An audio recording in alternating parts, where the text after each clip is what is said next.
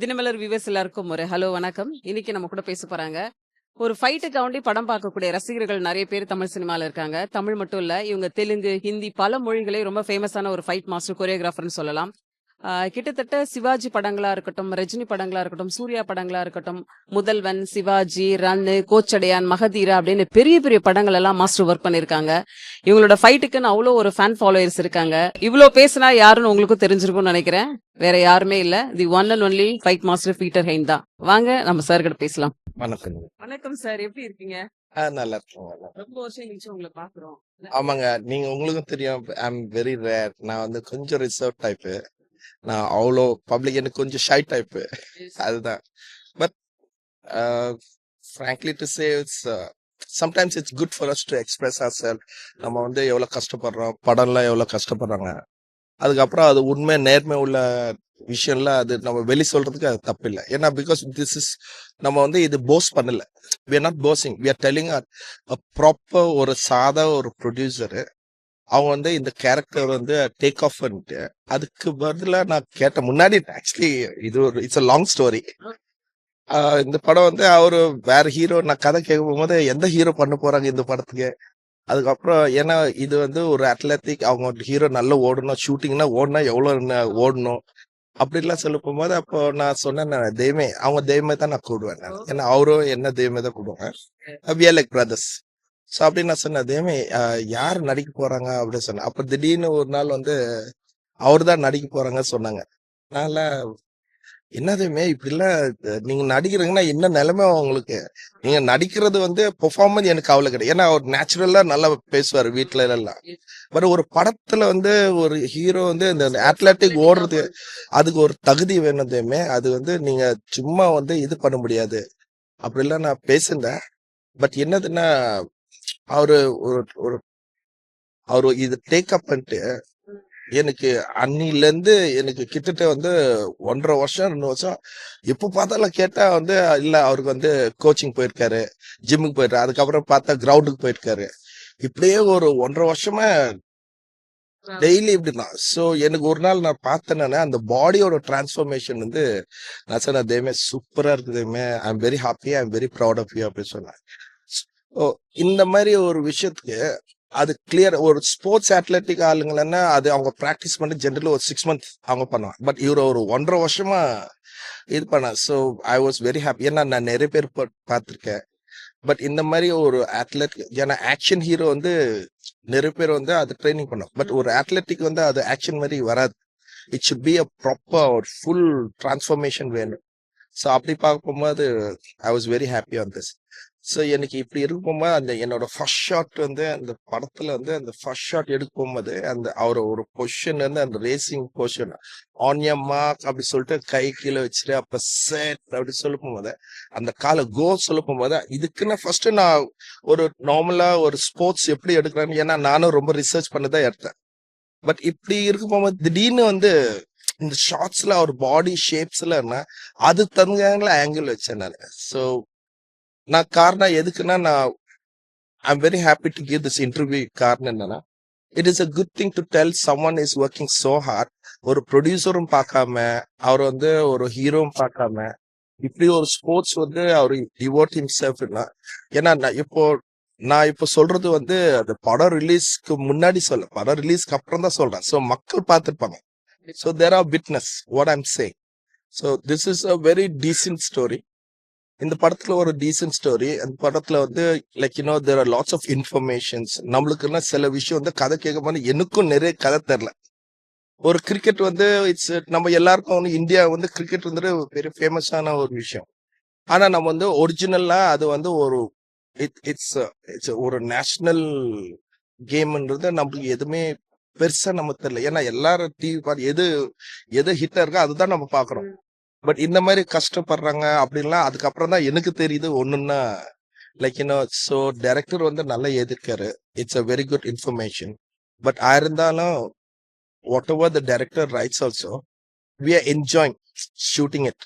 But அதே நேரத்துல ஒரு டிஓபி வேணும். அந்த டிஓபி வந்து இந்த உலகத்துல நான் என்ன பண்ணாலும் சரி, இல்ல வந்து ஒரு ஹீரோ என்ன கஷ்டப்பட்டாலும் சரி, இல்ல வந்து ஒரு டைரக்டர் எவ்வளவு நல்ல யாரு ப்ரொடியூசர் எவ்வளவு காசு போட்டா ஒரு டிஓபின்றது ஒரு ஆள் வந்து இந்த உலகத்துல சொல்லும் தெரியுமா. So it's hands off to DOP ஒன்னு. ரெண்டாவது வந்து நம்ம வந்து த ஒன்லி திங் இஸ் இது வந்து ஒரு புது முகம் ஒரு hero. But I've seen he's prepare.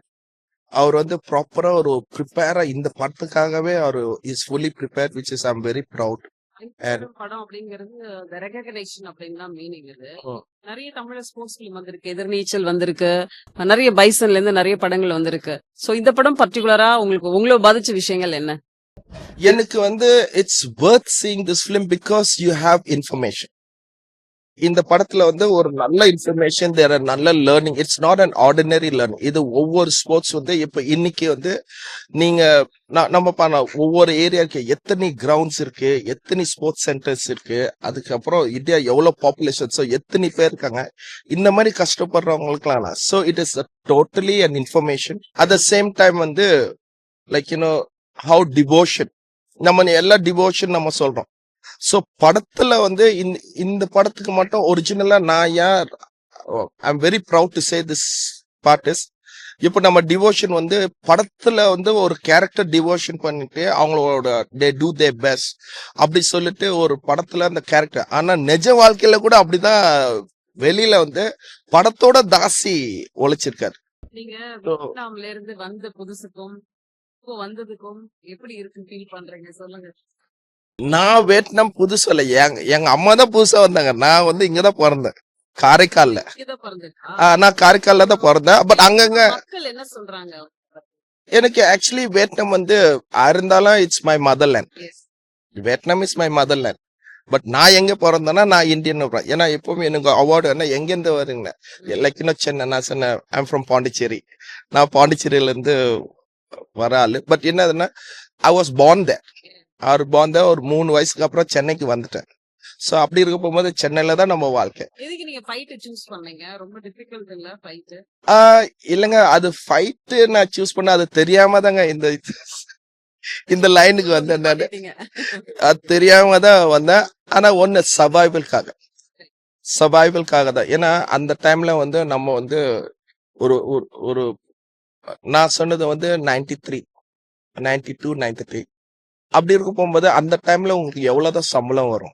So அப்படி இருக்க போகும்போது ஒரு ஸ்டண்ட் யூனியன் வந்து கஷ்டம், எவ்வளவு கை கால்ல வரும். அப்ப எவ்வளவு salary வாங்குனீங்க சாலரி அப்பெல்லாம் 350 ரூபா தாங்க per day-க்கு? Per day. ஃபைட்டர்ஸ் அமௌண்ட் வந்து நான் வாங்குறது வந்து 350 ரூபா ஸ்டார்டிங். அது கொஞ்ச நாளுக்கு அப்புறம் அந்த போட்டு அதுக்கு 500 ரூபா ஏத்துட்டாங்க. சோ அப்படி இருக்கும் போகும்போது நான் வந்து இதுல எங்க அப்பா ஒரிஜினல் மார்ஷல் ஆர்ட்ஸ். சோ அவர் வந்து அந்த மார்ஷல் ஆர்ட்ஸ் பிளஸ் இந்த ஃபைட்ல இது அவங்க லைக் என்ன எக்ஸாம்பிள்ஸ் அவருக்கு நிறைய ஸ்டூடெண்ட்ஸ்ல இப்போ அவர் வந்து யூனியன்ல கூட நிறைய ஸ்டூடெண்ட்ஸ் அவருக்கு இருந்தாங்க. சோ நான் அவர் மூலியமா யூனியனுக்கு சேர்ந்தேன். நிறைய லாங்குவேஜ் ஒர்க் பண்றீங்க, தெலுங்கு ஒர்க் பண்ணீங்க, ஹிந்தி ஒர்க் பண்றீங்க, எல்லா லாங்குவேஜ் ஒர்க் பண்றீங்க. இதுல வந்து ரொம்ப இன்ட்ரெஸ்டா இருக்கு ஒர்க் பண்றதுக்கு. எந்த லாங்குவேஜ்ல ஒர்க் பண்றீங்க? எனக்கு அப்படி ஆக்சுவலி லாங்குவேஜ்ன்றது கிடையாது. Because for me it's totally, அதாவது இட்ஸ் அ பேஷன். ம். So when it comes to passions, there is no language, there is no difficulty. Like அது கஷ்டம் நஷ்டம் அது எதுவுமே இல்லை. நான் என்ஜாய் பண்றேன் every day of work. So for me there is no particularly language use is inter. Because படத்தை வந்து நம்ம இட்ஸ் அ கிரியேட்டிவிட்டிஸ். ஒவ்வொரு டேரக்டர் ஒரு டேரக்டர்ல அவங்கள வந்து கொஞ்சம் புதுசா இது கொடுப்பாங்க, ஒரு கான்செப்ட் கொடுப்பாங்க. ஸோ அது பேஸ் வச்சு அது வேலை. என்னதுன்னா இப்போ இந்த கால எல்லாம் கொஞ்சம் கான்செப்ட் ஆக்ஷன் தான் இது பண்ணுவாங்க. கஷ்டமான ஒரு விஷயம்லாம் கான்செப்ட் வேணும். அப்போதான் நான் என்ன வந்து இதுக்கு வரும். மற்ற நார்மல் ஃபைட்ல இது பண்ணிடுவாங்க. எவ்வளவு இன்ஜூர்ட் ஆயிருக்கு? எவ்வளவு ஸ்டிச்சஸ் இருக்கு ரஃப்லி? ஐயோ, இன்ஸ்டியூட் வந்து எனக்கு தெரிஞ்சு வந்து 54 எலும்பு உடைஞ்சிருக்கு. பட் இது வந்து ஒரு நாள் 2 நாள் அது வருஷம் இது வரைக்கும் நான் ஸ்டண்ட்மேன் சேர்ந்துல இருந்து இன்னைக்கு வரைக்கும். சோ அது ஒரு விஷயம். ரெண்டாவது வந்து இப்ப ரீசெண்டா கூட என் கால் வந்து இந்த படத்துக்கு அங்க இந்த படத்துக்கு கூட நான் வீல் சேர்ல தான் போய் வேலை செஞ்சிருக்கேன். என் கால் நான் மண்டாடி படத்துக்கு பண்ணிருந்தேன். சோ அது மண்டாடி படத்துக்கு வந்து எனக்கு காலு உடைஞ்சி இந்த மாதிரி நீ உடைஞ்சு நான் வந்து வீல் சேர்ல தான் போனேன் நான். ஏன்னா காலையில வந்து ராமேஸ்வரம் ஷூட்டிங்க மண்டாடி படத்துக்கு. அதுக்கப்புறம் நைட் வந்து இங்க வந்துட்டு இங்க வேலை செய்யுது. பட் ஃபிளைட் எல்லாம் வீல் சேர்ல தான் போறேன், வீல் சேர்ல தான் வருது. ஸோ அப்படி இருக்க போகும்போது அது நேரம் பட் கணக்குல இல்ல. But நீங்க வந்து நேசிக்க போகும்போது அது எது நம்ம இது பையன்லாம் என்ன பண்றாங்க ஃபேமிலில? என் பையன் டைரக்ஷன் ஆக போறாங்க. His work is going on. So he's that. என் பொண்ணு டைரக்டரா? வந்து டைரக்டர். பொண்ணு? My daughter, she's studying. She's doing her master degree as a fashion, and she's in Australia. நம்ம சரியில்லை கூட அவங்க அட்லீஸ்ட் அவங்க போட்டோம். என்னென்ன படங்கள் இப்போ பண்ணிட்டு இருக்கீங்க right now? What is your updation? அது அது இருந்துனே இருக்குங்க.